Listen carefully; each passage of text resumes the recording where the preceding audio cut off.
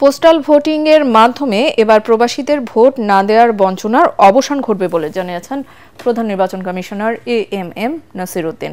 মঙ্গলবার সন্ধ্যায় নির্বাচন কমিশনে পোস্টাল ভোট বিডি অ্যাপ উদ্বোধন করে তিনি বলেন, এর মধ্য দিয়ে বৈশ্বিক গণতন্ত্রের দরজা খুলে যাবে। এই অ্যাপ ব্যবহার করে প্রাথমিক অবস্থায় ধাপে ধাপে ১৪৩টি দেশের প্রবাসীরা ভোট দেওয়ার জন্য নিবন্ধিত হতে পারবেন। মনির হোসেন তপুর রিপোর্ট। আমন্ত্রিত অতিথিবৃন্দ, প্রায় ১.৫ কোটি প্রবাসী এবং নির্বাচনী দায়িত্বে থাকা ব্যক্তির ভোটাধিকার নিশ্চিতে পোস্টাল ব্যালটের ব্যবস্থা থাকছে আসন্ন সংসদ নির্বাচনে। তবে প্রথমে নিবন্ধন করতে হবে পোস্টাল ভোট বিডি অ্যাপে, পরে ডাকযোগে ভোটারের কাছে পাঠানো হবে ব্যালট পেপার সহ প্রয়োজনীয় সরঞ্জাম।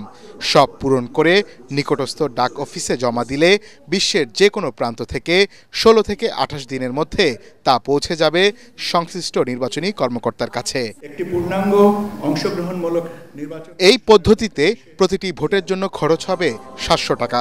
তবে এই ব্যয় ভোটারদের বহন করতে হচ্ছে না বলে জানান নির্বাচন কমিশনার আবুল ফজল মোহাম্মদ সানাউল্লাহ। তার পছন্দের প্রতীকের পাশে ভোট দিবেন, নির্দেশনা অনুযায়ী তার ঘোষণাপত্র স্বাক্ষর করবেন এবং ফেরত ডাকে এটা ফেরত পাঠাবেন। এই উদ্যোগটি একটি ব্যয়বহুল উদ্যোগ। একটি ভোট সংগ্রহ করার জন্য আনুমানিক ৭০০ টাকা খরচ হচ্ছে।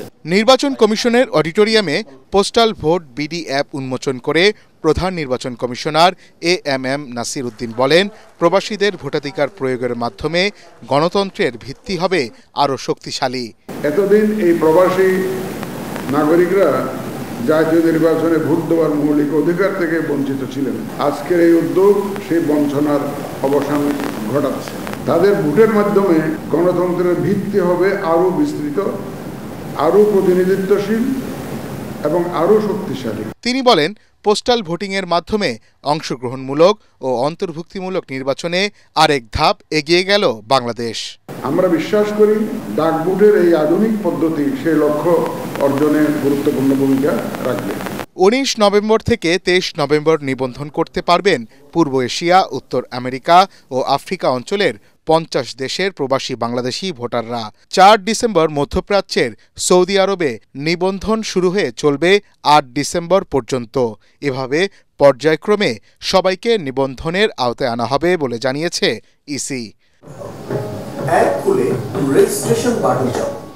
মনির হোসেন তপু, এটিএন বাংলা, ঢাকা।